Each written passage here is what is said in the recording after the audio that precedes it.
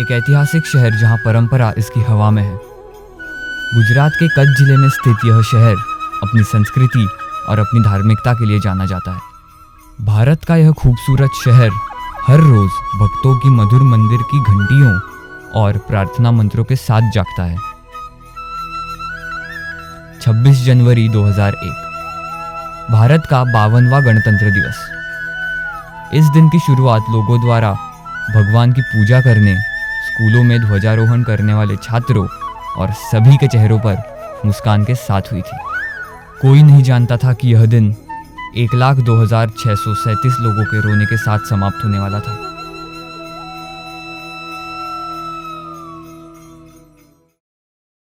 सुबह 8:46 पर लोग जब चाय पी रहे थे, बच्चे जब स्कूलों में गए थे, तभी एक 7.7 मैग्नीट्यूड का भूकंप 22 सेकंड के लिए आकर पूरा शहर तबाह कर गया।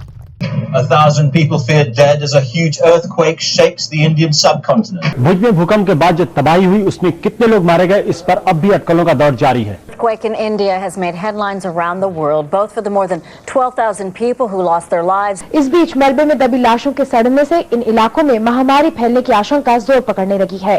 रख दिया, कोई डेड बॉडी, कोई जिंदा, को पूरा गिर गया था, कुछ भी नहीं बचा था। 5 बजे सुबह को मेरे पास आए और उसने बोला कि अब आपको पीछे आके आना है। पूरे शहर का सर्वेक्षण करने के बाद और अनगिनत लोगों से मिलने के बाद हम समझ गए थे कि यहाँ रहने वाले हर व्यक्ति के पास उस दुर्भाग्यपूर्ण घटना को लेकर अपनी एक कहानी है।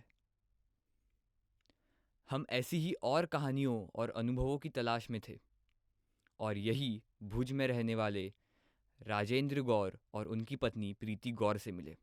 इस दुखद घटना के बीच राजेंद्र गौर ने अपने पिता को हमेशा हमेशा के लिए खो दिया।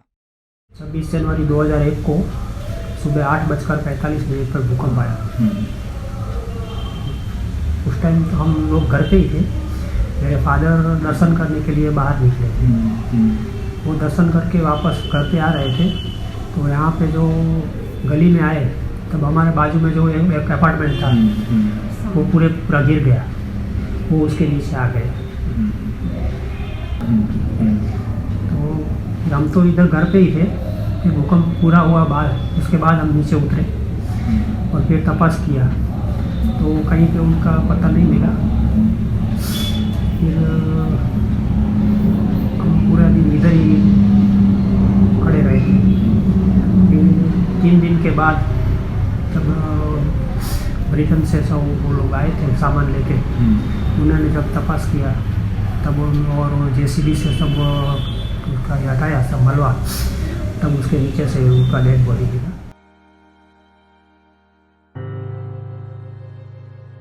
और परिवार के अनुभव जानने के बाद हम एक ऐसी व्यक्ति से मिलने जा रहे हैं जिन्होंने हिम्मत और हौसले की एक मिसाल कायम की थी। और मेरे हस्बैंड है वो ऊपर गए थे टेरेस पे, वो पानी का वाल्व होता है वो चालू करता है बंद करता है, रोज सुबह वैसे करते थे। तो जैसे वो भूकंप आया तो वो लिफ्ट से नीचे उतरे और गेट के पास पहुंचे तो उसको पता चला कि कुछ हो रहा है, लेकिन उसको एग्जैक्टली पता नहीं था कि भूकंप ही है।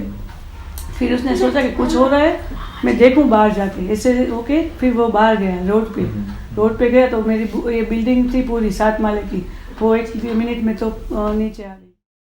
कुसुम जी जो अपने घर पर ही थी, पूरी इमारत गिरने के बाद मलबे के नीचे फंस गई। उनका पूरा परिवार सिर्फ उनके सुरक्षित होने की दुआ कर सकता था। फिर ऐसा हुआ कि मैं रात को सब शांति होती, रात को कुछ आवाज़ नहीं आती तो मैं हनुमान चालीसा पढ़ती थी रोज रात को और जोर जोर से पढ़ती थी कि किसी को भी मेरी आवाज़ सुनाई दी। तो मेरे पीछे वाले थे ना, उसने मेरी आवाज़ सुना, उसने बोला मेरे हस्बैंड को कि आपकी वाइफ है वो हनुमान चालीसा पढ़ रही है रोज रात को। तो फिर उसने सुबह को आके मेरे को आवाज़ लगाई, उसने बोला कि कुसुम, मेरा नाम कुसुम है ना, उसका कुसुम कुसुम।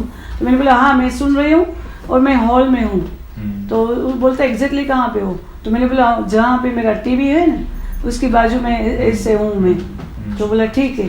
फिर उसने मिलिट्री वाले को बताया सब कुछ मेरी कहानी के, ये जीवित है और हमारे हॉल है इधर है, उसने नक्शा बनाया पूरा हमारे घर का, तो इधर से आप निकाल सकते हो इसे। तो मिलिट्री वाले ने 9 बजे से स्टार्ट किया। 9 बजे पहले होल किया, होल करके लाइट टॉर्च से लाइट डाली और मेरे को पूछा कि आपको लाइट दिख रही है? तो मैंने बोला हाँ लाइट आती है मेरे पास। तो उसने बोला ठीक है अभी हम 5 मिनट में पहुँचते। ऐसे करके थोड़े थोड़े टनल बनाई उसने, टनल बना के थोड़े थोड़े वो मलबा था वो थोड़ा थोड़ा बाहर निकलता था और ऐसे करके करके 5 बजे सुबह को मेरे पास आए और उसने बोला कि अब आपको पीछे आके आना है, आगे कहते जगह नहीं है उसे। तो मैं पीछे आके फिर मेरे को एक रूम से खींच लिया उस लोगों ने। अपने बोला अभी आप हाथ ऊंचा कर दो और मैं आपको खींच लूंगा। ठीक है, फिर हाथ ऊंचा करके उसने मेरे को बाहर तक खींच लिया और मेरे पास तभी कपड़े तो नहीं थे ना, तो पता नहीं किसी ने मेरे को ऑरेंज कलर की साड़ी ऐसे पहना दी और मैं फिर बाहर निकल गई। और 3 दिन मेरे को पानी नहीं मिला था, कुछ भी नहीं मिला था, पर मेरे भगवान है ना स्वामीनारायण भगवान, मैंने उसको प्रार्थना की कि मेरे को बहुत प्यास लगी, खाली मेरे को पानी पिला दो, खाना कुछ नहीं चाहिए मेरे को। तो ऐसे चमत्कार ही हो गया, मेरे होठ भी गीले हो गए, पानी नहीं आया मेरे पास लेकिन होठ गीले हो गए। 3 दिन तक मेरे को प्यास ही नहीं लगी। बस जेल से बाहर निकली तो सबने पूछा पानी पीना है? मैंने बोला नहीं मेरे को कुछ नहीं चाहिए। सब बोलते कॉफ़ी पीना पहले, तो मैंने बोला अभी मेरे को कुछ नहीं चाहिए। बोले 3 दिन तक कुछ खाया नहीं पिया नहीं तो भी? मैंने बोला हाँ मेरे को नहीं चाहिए अभी। कुसुम सोनी, जिन्होंने उस संकट के समय में एक योद्धा की तरह हिम्मत से परिस्थिति का सामना किया था, वो अब भी भुज में ही अपने पूरे परिवार के साथ खुशी से रहती है। भुज में कई लोगों से मिलने के बाद हम जानते थे कि भूकंप कितना विनाशकारी था। अब भूकंप से हुई तबाही की सीमा जानने के लिए हम 50 किलोमीटर का रास्ता तय करके कच्छ जिले में स्थित एक गांव नानी विराणिया पहुंचे।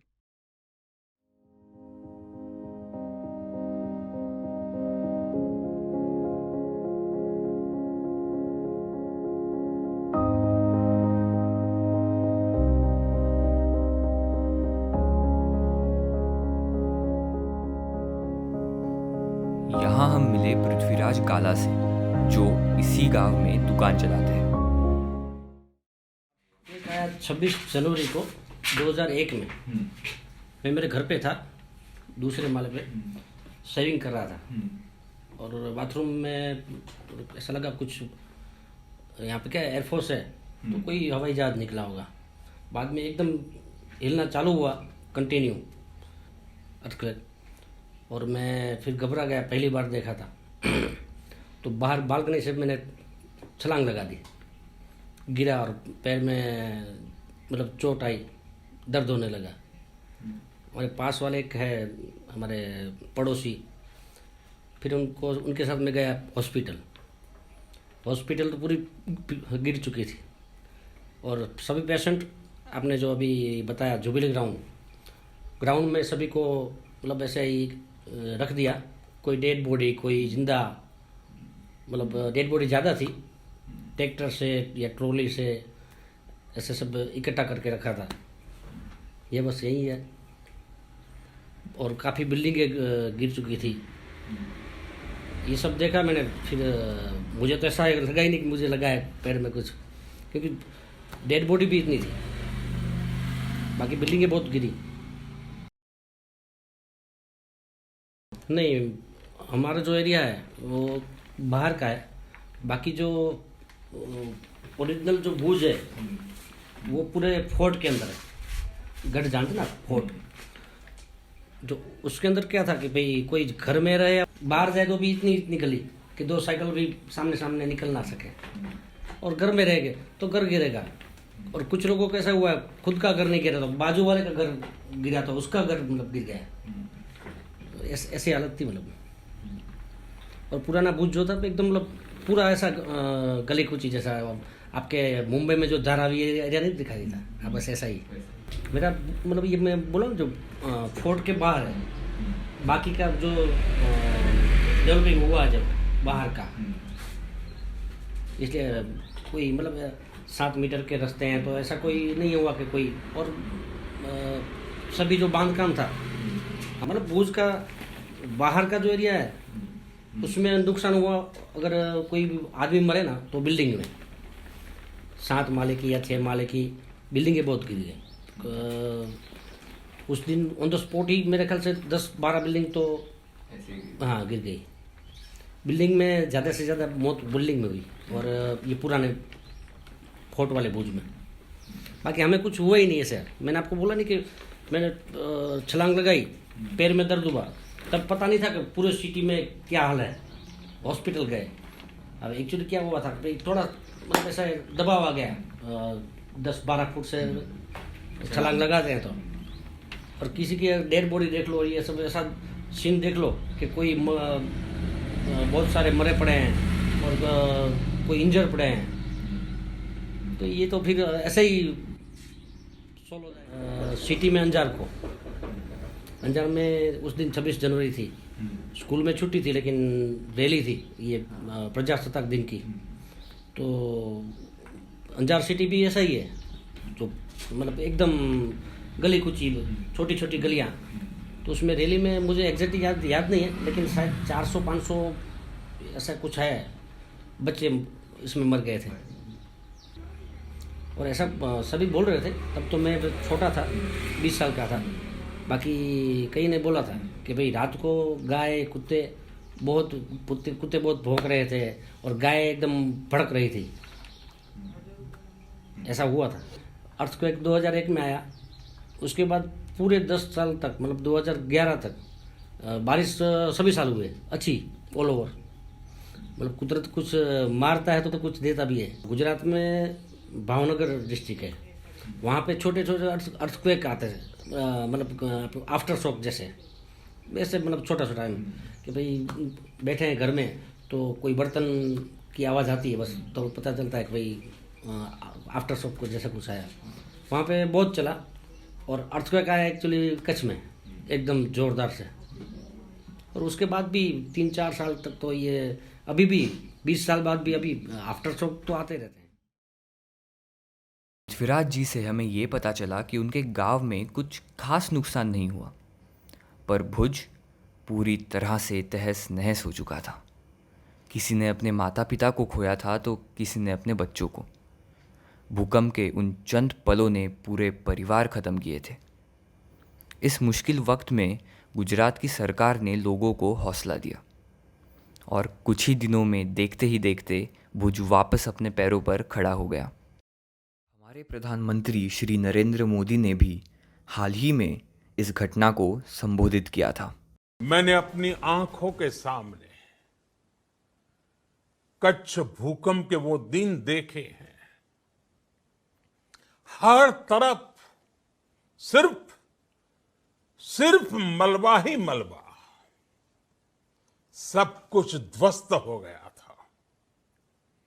ऐसा लगता था मानो कच्छ मौत की चादर ओढ़कर सो गया हो। उस परिस्थिति में कोई सोच भी नहीं सकता था कि कभी हालत बदल पाएंगे। लेकिन देखते ही देखते कच्छ उठ खड़ा हुआ, कच्छ चल पड़ा, कच्छ बढ़ चला।